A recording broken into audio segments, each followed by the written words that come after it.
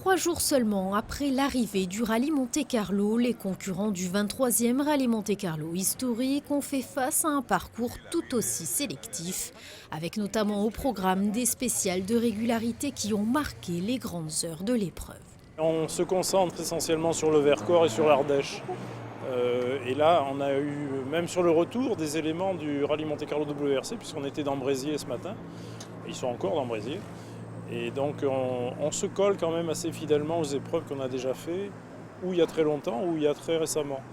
Donc, c'est sympa pour tout le monde, je pense, aussi bien pour les concurrents que pour les commissaires qui retrouvent le lieu de leurs exploits précédents. Cette année, le rallye a connu quelques difficultés, notamment à cause des conditions météo. Au grand désespoir des concurrents, l'épreuve a remis les roues sur l'asphalte. Le seul souci, c'est qu'il n'y a pas de neige. Alors ça, c'est un petit peu dommage parce que on est sur route sèche.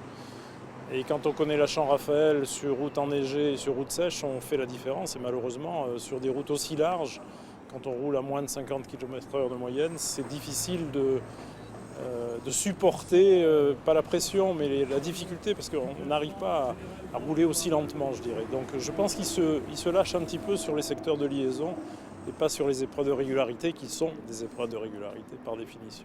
Le départ de l'étape finale sera programmé dans la nuit, avec au menu de cette dernière boucle Col de Brosse, Lantosque et la Bolène-Sospel. L'arrivée est prévue sur le port Hercule aux alentours d'1h30. Et Jaromír Švec sur Ford Escort.